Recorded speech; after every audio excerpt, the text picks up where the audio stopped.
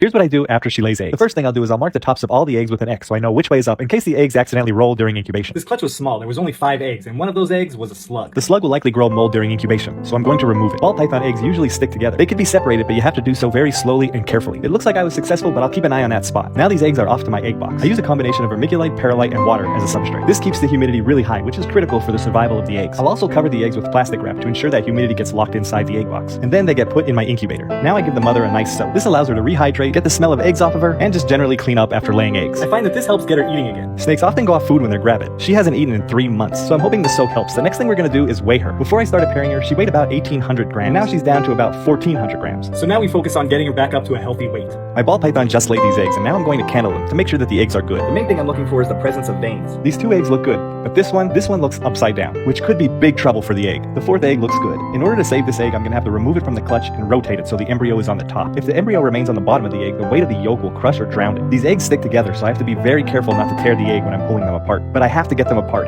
and I have to get that embryo properly positioned. I'm hoping I found it in time and the damage isn't already done. I successfully removed the egg, and now it's time to find that embryo again. When I candle the egg, you can see that the embryo is totally upside down. This egg definitely would have went bad if we didn't catch this. I located the embryo again, and now I'm gonna mark this side with an X. Now all we can do is hope that we caught it in time and this egg makes it through incubation. I'll keep you posted on how this egg is doing, and hopefully in 55 to 60 days we have some new baby snakes. These ball python eggs are on day 18 of incubation. In a previous video, I showed how this egg was laid upside down, which can be fatal for the embryo. So I removed it from the clutch, and I turned it so the embryo was face up. And it looks like we made the right choice because this egg is showing no signs of going bad. Even the spot where we separated the eggs looks good. There's no signs of tears or leaking. I'm going to get these eggs back in the incubator. These ball python eggs are on day 43 of incubation, and the one egg that we had to remove from the clutch to turn it right side up is looking really good. With about 2 weeks until they hatch, I'm going to candle them one more time. Candling the eggs this late in incubation, you should start to see the bottom of the egg get thicker and darker. And did you catch that? We even have a little bit of movement, which is a great sign. It means the snake is developing and even responding to the flashlight touching the egg. The developing snake is sitting at the bottom of the egg, and at this stage of incubation, it's pretty well developed. So now that it developed organs, skin, and bones, the light is not going to pass through the bottom of the egg as easily anymore. So the bottom of the egg is going to appear much darker than it did early on in incubation. And sometimes that network of veins that we see at the top of the egg will thin out a little bit, but we should still see some strong veins. All of these eggs candled really well, and the eggs are still nice and plump, which means they have enough humidity. This clutch has the potential to produce some pretty amazing looking snakes, and we should find out in about 2 weeks.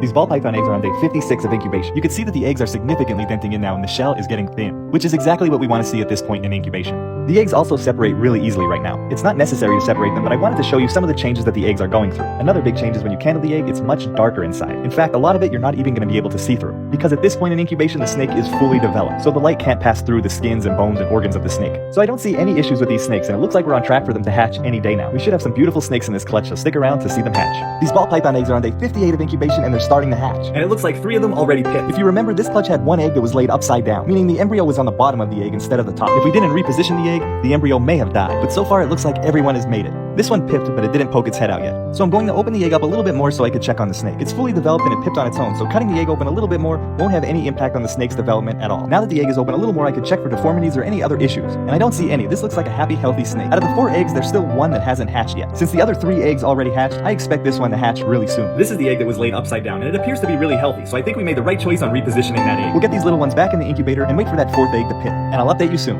These ball python eggs are on day 59 of incubation, and 2 of the 4 are out of their eggs. This is the upside down egg clutch, and these 2 snakes look absolutely beautiful. Just have a look at the amazing colors on these snakes. That's one of the things that makes ball pythons so popular as pets. They literally come in thousands of different color and pattern combinations. But in addition to that variety, they are one of the most sweetest snakes that you'll ever come across, especially if you handle and work with them regularly from a young age. Most of them are very docile, and they don't get very large. Now that they're all cleaned up, I'm going to put them on a damp paper towel, and then I'll put them back inside of the incubator. This will keep them nice and warm and humid until they have their first shed. And I can't wait to see these guys after their first shed, because that's when their colors really pop. There are 2 more snakes in this clutch that still need to crawl out of their eggs, and I have a feeling they're going to be just as nice as the other 2. It usually takes about a day or so for them to crawl out, so I'll get these guys back in the incubator and I'll check up on them tomorrow.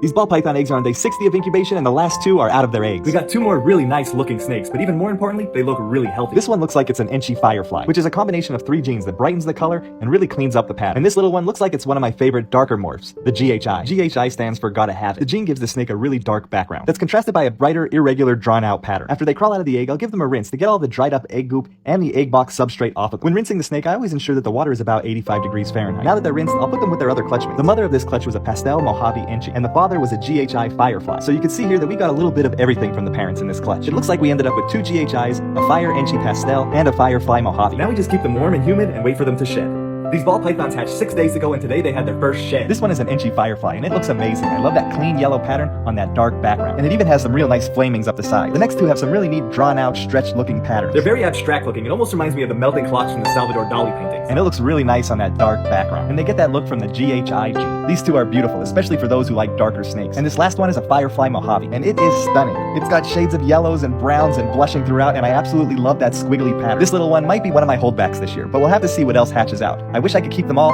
but I can't. So overall, this was a great clutch. The snakes are beautiful, and even more importantly, they're all healthy. And now that they all shed, it's time to separate them into their own enclosures and get ready to offer them their first meal.